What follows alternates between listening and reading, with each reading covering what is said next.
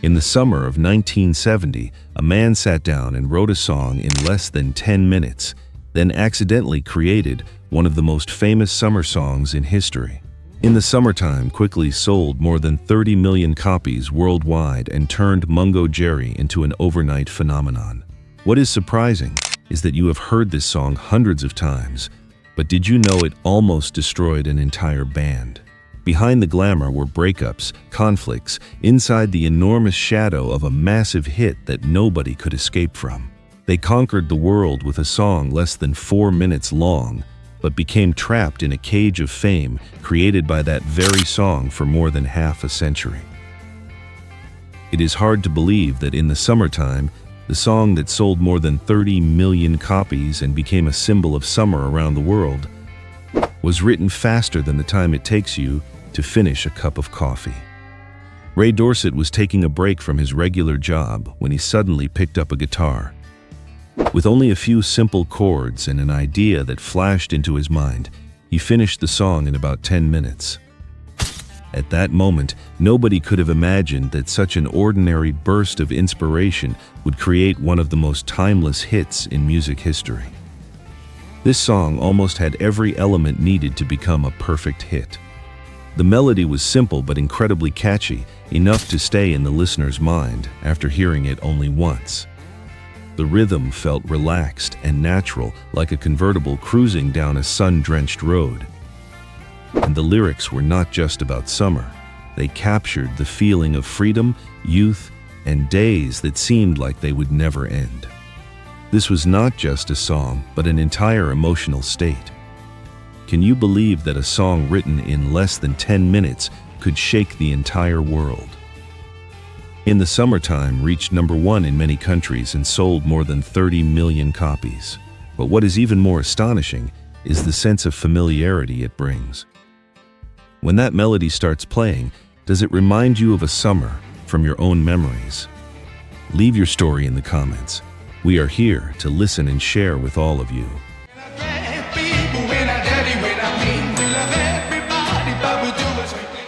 Before finding success within the Summertime, Ray Dorset spent the late 1960s watching an unprecedented race in rock music.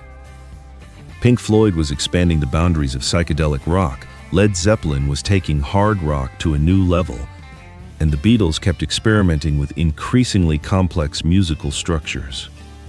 More and more, bands were chasing ambitious, elaborate, and highly artistic albums. What do you think they were waiting for? Were they always longing for something even greater? What is surprising is that, in the middle of all that, Ray Dorset had a completely different point of view. He was not drawn to massive stages or complicated musical arrangements. Ray was passionate about skiffle, jug bands, and the raw blues melodies of America. He believed the best music did not need to be complicated. It only needed to feel honest, joyful, and close enough for anyone to connect with the very first time they heard it. That was a decision that, at the time, almost everyone considered a mistake. Ray Dorset was like a man driving the wrong way down the highway. But that very choice, the one people saw as outdated, helped him achieve something that thousands of modern artists could not: creating a timeless song. If it were you, would you choose to follow the crowd or break away like Ray Dorset?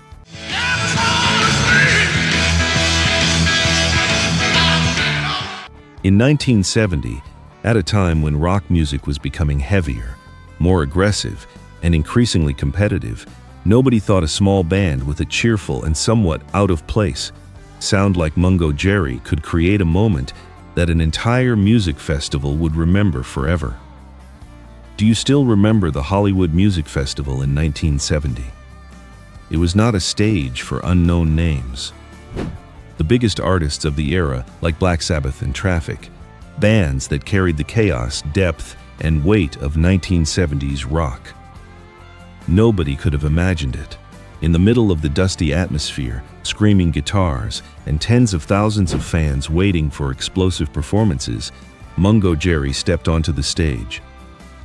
Their carefree, playful, and free-spirited sound covered the entire electric atmosphere. People danced without thinking, sang along without even knowing the lyrics, and the song connected thousands of strangers through one simple feeling of happiness. After just one night, Mungo Jerry was no longer an unknown name. They became a memory that the people there would talk about for many years afterward. And maybe that is why music survives much longer than so many other things in life. All it takes is for a melody to begin playing, and everything old comes rushing back. A summer that is past, a trip that will never happen again, a road that once felt so familiar. Maybe you have felt that too, hearing an old song and suddenly remembering exactly who you were in that moment years ago. And at the Hollywood Music Festival in 1970, thousands of people accidentally stepped into a moment like that. They did not know history was about to happen. They were simply standing in the field, waiting for the music to begin. But then Mungo Jerry appeared, and in just a few short minutes, an ordinary day became an unforgettable memory for an entire generation.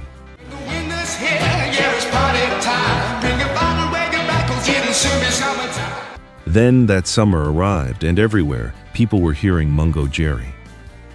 From small radios sitting by the window, to long road trips, to crowded beaches, that melody seemed to appear everywhere.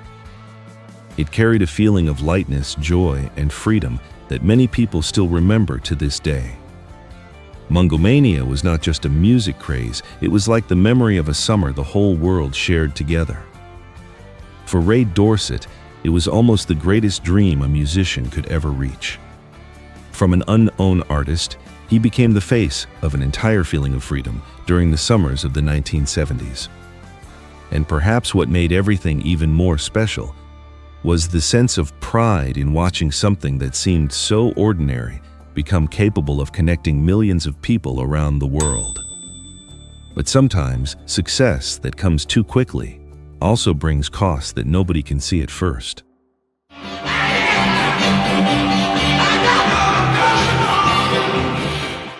After the explosion called in the summertime, Mungo Jerry began facing a pressure that very few bands could escape. Audiences no longer wanted to discover anything new from them. Everywhere they appeared, the crowd waited to hear only one song. Radio stations were the same. Concert promoters were the same. It seemed as if the entire world had decided that Mungo Jerry should only be remembered for that one summer moment. That shattered their dreams. New songs were still released, and a few even found a certain level of success. But every time a new single came out, it was compared to the enormous shadow of In the Summertime. Why could no song ever recreate the magical feeling that track once created? That was also the moment when pressure slowly caused artists to lose their direction. They could no longer surpass themselves, and they could not accept the feeling of failure. The shadow of that era became too massive, and they were trapped forever inside the most successful version of themselves. When the whole world only wants to hear the past again, and you no longer know what to do to survive in the present. And for Mungo Jerry, the real tragedy slowly became clear. It was not failure that destroyed them, but success that was too perfect.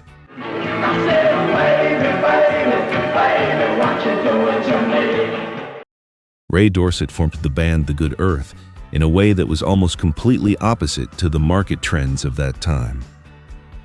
While rock music was becoming more electronic, louder, and more explosive, his band played a raw style of music that blended acoustic blues with jug band music.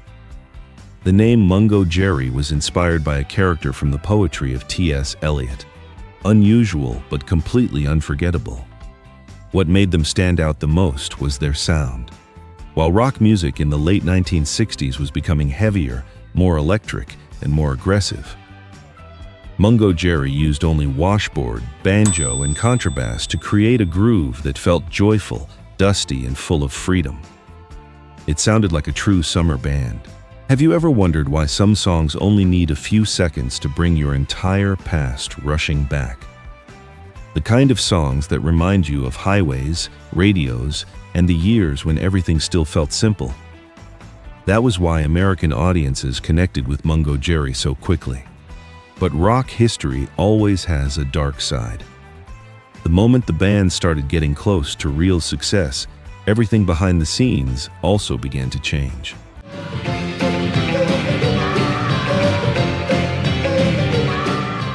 The moment Mungo Jerry started becoming famous, cracks inside the band also slowly began to appear. Ray Dorset was the songwriter, controlled the image, and decided almost the entire direction of the group. But the more successful they became, the bigger the distance between him and the other members grew. Many people started feeling like they were no longer truly part of the band, but were only playing inside Ray's world. There was one truth that very few people in the public knew.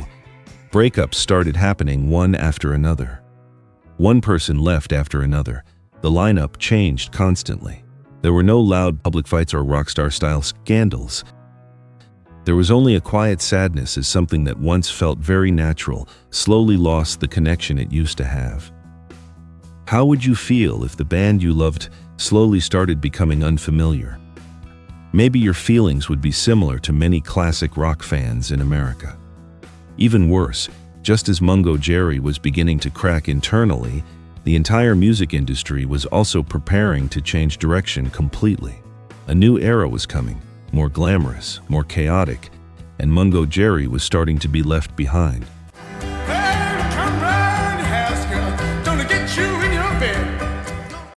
In the early 1970s, America began changing rapidly. Radio stations no longer wanted the simple, cheerful, and gritty street melodies of the past. Audiences were now drawn to things that felt more glamorous, mysterious, and dangerous. And what about Mungo Jerry? Their music suddenly became outdated, like a postcard forgotten at the edge of time. Music that had once taken over the world was now seen as old-fashioned in only a few short years. The public moved on to new faces at incredible speed.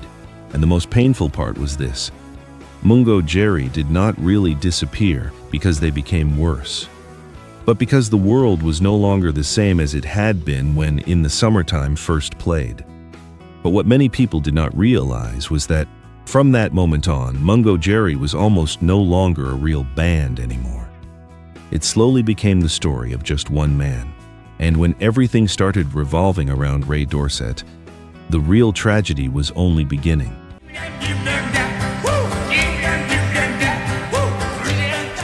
Have you ever looked back at an old band and realized that at some point, Quietly Scottly stopped being a band anymore? That is exactly what happened with Mungo Jerry. Over time, the members left one by one until only Ray Dorset remained.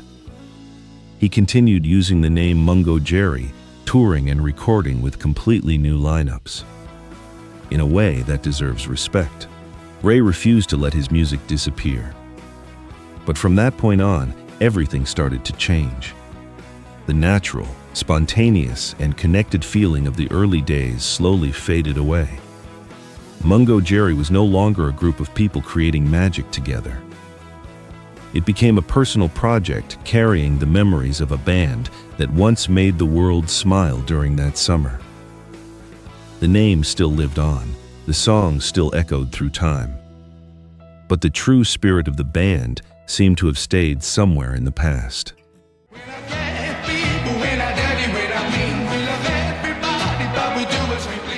While America was falling in love with glam rock and disco, in many other parts of the world, Mungo Jerry was living a completely different life.